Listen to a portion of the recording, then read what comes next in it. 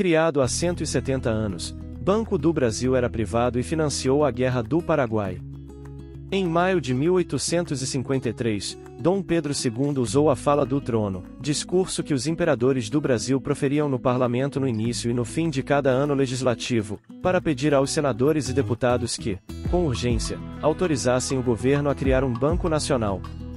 De acordo com documentos históricos hoje guardados no arquivo do Senado, em Brasília, Dom Pedro II discursou: Augustos e digníssimos representantes da nação, recomendo-vos a criação de um banco solidamente constituído, que dê atividade e expansão às operações do comércio e da indústria. Nas circunstâncias em que felizmente já nos achamos, semelhante instituição é um elemento indispensável de nossa organização econômica. O pedido do imperador foi uma ordem. Em questão de semanas, o Senado e a Câmara dos Deputados aprovaram o projeto de lei redigido pelo governo. Em 5 de julho, Dom Pedro II assinou a Lei Bancária. Assim, há exatos 170 anos, nasceu o Banco do Brasil. Trata-se do banco mais longevo do país. A Caixa Econômica, sem o adjetivo a federal e com ação limitada ao Rio de Janeiro, seria fundada 8 anos depois. Uma das explicações para o projeto do Banco do Brasil ter virado lei com tanta rapidez está no entendimento unânime de que o Império carecia de uma instituição responsável por organizar e conduzir o sistema bancário nacional.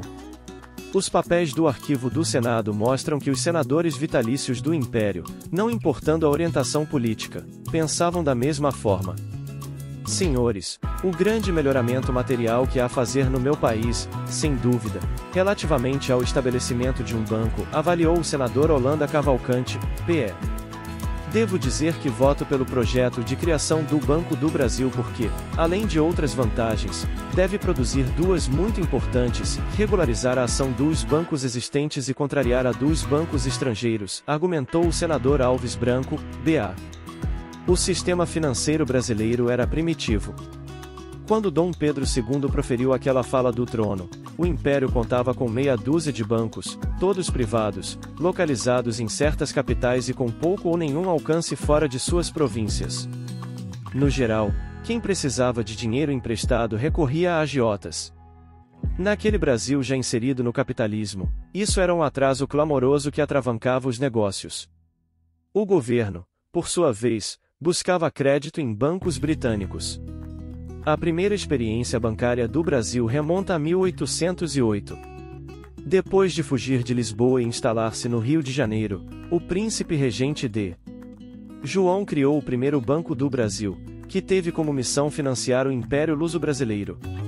Forçado a voltar para Lisboa em 1821, o rei D. João VI levou consigo boa parte dos recursos do banco. As dificuldades financeiras viraram uma bola de neve, e o Banco do Brasil foi liquidado 8 anos mais tarde, no reinado de Dom Pedro I. Em 1833, a regência chegou a aprovar uma lei prevendo a criação de um novo Banco Nacional, mas ele não saiu do papel.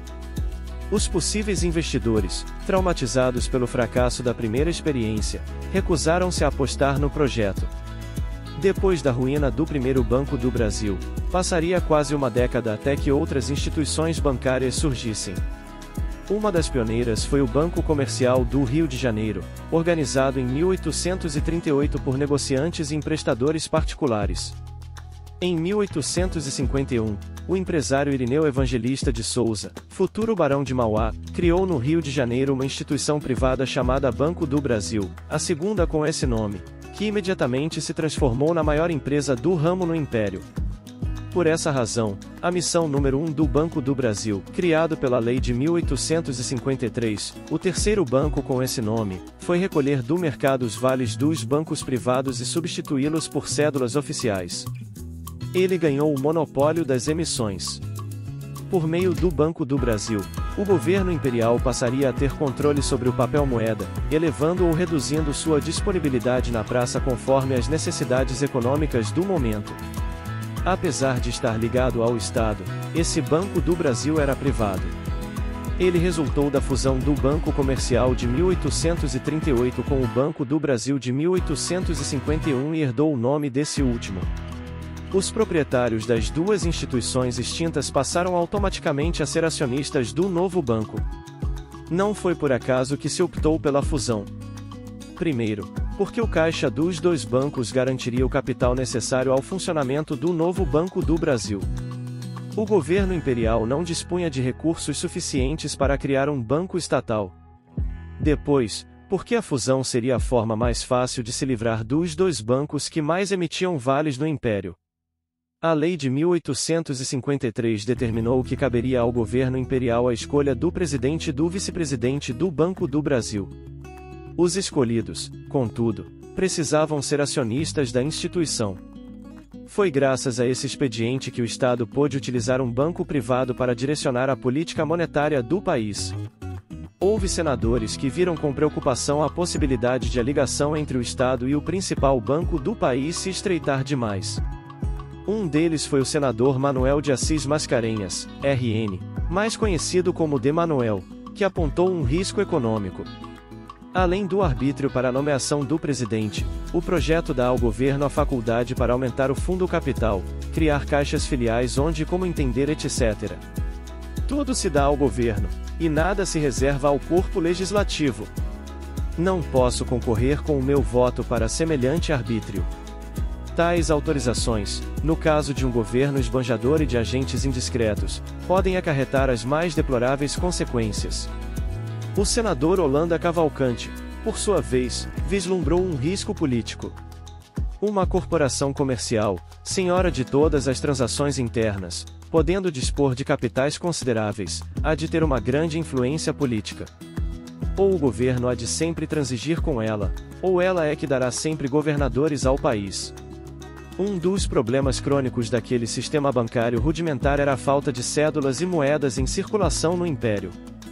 Para suprir essa deficiência do Tesouro, os bancos privados emitiam vales, que eram cédulas paralelas tão aceitas no mercado quanto as cédulas oficiais do Tesouro. Esses vales provocaram um efeito colateral sério. Os bancos se sentiam estimulados a produzi-los desenfreadamente porque, quanto mais emissões faziam, mais eles lucravam e mais dividendos os seus acionistas recebiam. Para o governo, a economia e a população em geral, isso era péssimo. O excesso de dinheiro em circulação alimentava a inflação e desvalorizava a moeda brasileira no mercado internacional, afetando as importações e as exportações do Império.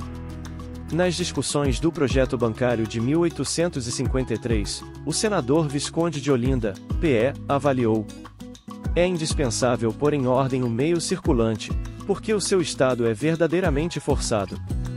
Retirar, porém, o papel existente sem um intermédio que o substitua é impossível, e esse intermédio só pode obter-se por meio de um banco. O senador de Manoel concordou. Não me oponho de forma alguma a que se regenerem as finanças do país, a que se retire gradualmente de circulação a grande massa de papel fiduciário que existe. Deve-se, portanto, criar um estabelecimento que devidamente preencha esses fins. Para o senador Holanda Cavalcante, a emissão de papel-moeda deveria ser uma incumbência exclusiva do Estado. Entendo que banco é sinônimo de casa de moeda e que casa de moeda não a pode ter ninguém senão o governo. Portanto, o banco que emite sendo estranho ao Estado ou é uma anomalia, ou é um status statuto Estado paralelo. O economista Tiago Gambi, estudioso do Banco do Brasil do Império e professor de História Econômica na Universidade Federal de Alfenas, Unifal, entende que aquele banco dos tempos de Dom Pedro II tem semelhanças com a Petrobras de hoje. O Banco do Brasil era uma instituição privada com interesse público. Enquanto os acionistas almejavam o lucro, o governo utilizava o banco buscando manter a economia saudável. Os embates entre os dois lados eram constantes. A Petrobras, que é uma empresa de capital misto, repartida entre a União e os acionistas, vive uma situação parecida. Os acionistas pressionam para que o preço dos combustíveis siga o valor internacional, para que tenham mais lucro. O governo, por sua vez, age para segurar o preço dos combustíveis, de modo a manter a inflação mais baixa. Surgiram outras críticas ao Banco do Brasil. Na discussão do projeto de lei, o senador de Manoel avaliou que seria um erro se o futuro banco não oferecesse linhas de crédito à agricultura. A economia do império dependia dos cafezais e da mão de obra escrava. D. Manuel disse. A fala do trono recomenda a criação de um banco a que dê atividade e expansão às operações do comércio e da indústria. É claro que não se trata da indústria agrícola, e sim da manufatureira. Destina-se o banco, portanto, a proteger o comércio, que é o ramo de indústria mais protegido no país. A lavoura, que é o ramo que deve merecer a mais especial atenção, que se acha na maior decadência, que corre risco de desaparecer em poucos anos se não for já protegida, essa não encontra proteção no novo estabelecimento bancário. O principal idealizador do Banco do Brasil foi o senador Rodrigues Torres, Rio de Janeiro, que em 1853 também era o ministro da Fazenda e o primeiro-ministro do governo imperial. Da tribuna do Senado, ele confirmou: o banco de que se trata não pode proteger a agricultura. Seria uma utopia exigir essa proteção de um banco que, por sua organização, só pode descontar letras com sólidas garantias e a curtos prazos. Um banco dessa natureza que fizesse empréstimos à agricultura ver-se-ia em pouco tempo obrigado a suspender seus pagamentos. Um agricultor não pode pedir ao banco 12 contos de réis a 3 ou 4 meses, melhorar nesse tempo o seu estabelecimento rural e habilitar-se para pagar-lhes. Os capitais empregados na agricultura não reaparecem senão depois de muitos anos em pequenas parcelas. Esses bancos só atendem ao comércio e à indústria fabril ou manufatureira. Quanto à agrícola, não a podem beneficiar senão indiretamente, e esse benefício indireto já é muito. Deixando claro que a principal missão do Banco do Brasil seria sanear a disponibilidade de papel-moeda no Império, Rodrigues Torres avisou que a nova instituição se dedicaria apenas lateralmente a ampliar o crédito disponível aos empresários. A simples criação do banco não terá a virtude de espalhar capitais por todas as províncias, nem os bancos podem ter a vara de condão de fazerem aparecer o crédito onde o crédito já não existe, nem capitais, indústria e comércio onde os não há. Podem dar impulsos, atividade e energia às operações do comércio e indústria, mas não podem por certo fazer aquele milagre. Um dos expoentes do Partido Conservador, Rodrigues Torres mais tarde seria o terceiro e o sexto presidente do Banco do Brasil.